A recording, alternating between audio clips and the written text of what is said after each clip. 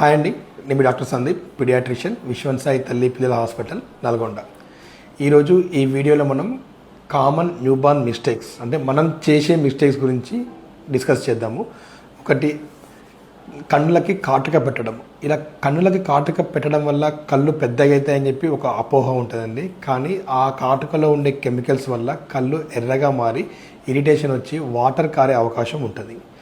ముక్కుల్లో చెవుల్లో ఆయిల్ వేయడము, ఇలా వేస్తే లోపల ఉన్న డస్ట్ ఉన్నా పోతుంది అని చెప్పేసి ఒక అపోహ ఉంటుంది. సో అలా వేయడం వల్ల ఏమైందంటే ఆ ముక్కులో ఉన్న ఆయిల్ కాస్త లంగ్స్లోకి పోయి నిమోనియా వచ్చే అవకాశాలు ఉంటాయి.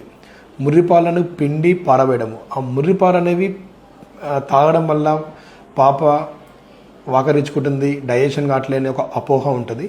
సో అది తాపడం చాలా మంచిది. అది తాపడం వల్ల బేబీ యొక్క ఇమ్యూనిటీ పవర్ అనేది పెరుగుతుంటుంది. పాలు సరిపోవట్లే అని చెప్పేసి ఫార్ములా ఫీడింగ్ వాడడము, ఆవు పాలు గేదె పాలు తెచ్చి తాపడము, బాటిల్ ఫీడింగ్ అలవాటు చేయడం చేస్తుంటారు. సో అలా చేయకుండా తల్లిపాలే తాపడానికి ప్రయత్నించండి.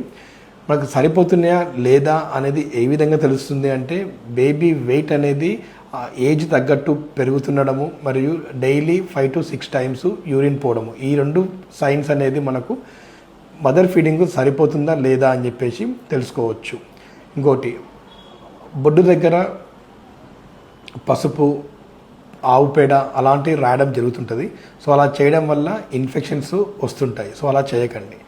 ఇంకోటి, బాబు యూరిన్ పోసే ముందు ఏడుస్తున్నాడు అని చెప్పేసి రెగ్యులర్గా హాస్పిటల్కి తీసుకొని వస్తుంటారు.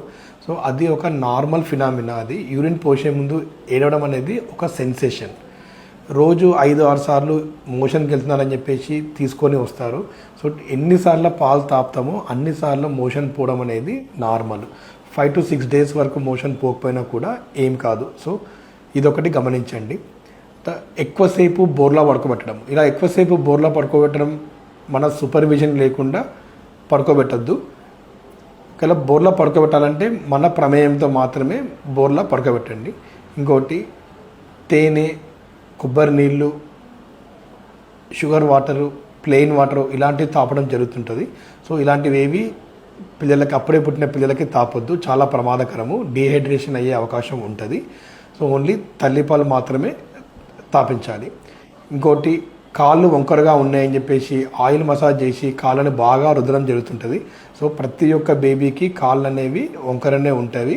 అది వాళ్ళు లేచి నిలబడే టైం వరకు అవి స్ట్రైట్గా అయిపోతుంది. పిల్లల చేతులకి మిటెన్స్, కాళ్ళకి సాక్స్ వేయడం జరుగుతుంటుంది. సో ఇలా చేయడం వల్ల వాళ్ళ సెన్సరీ సిస్టమ్ అనేది డెవలప్మెంట్ డిలే ఉంటుంది. సో వాళ్ళకి సాక్స్, మిటెన్స్ అవసరం ఉన్నప్పుడే వేయండి, అవసరం లేనప్పుడు వాటిని అవాయిడ్ చేయండి. Thank you.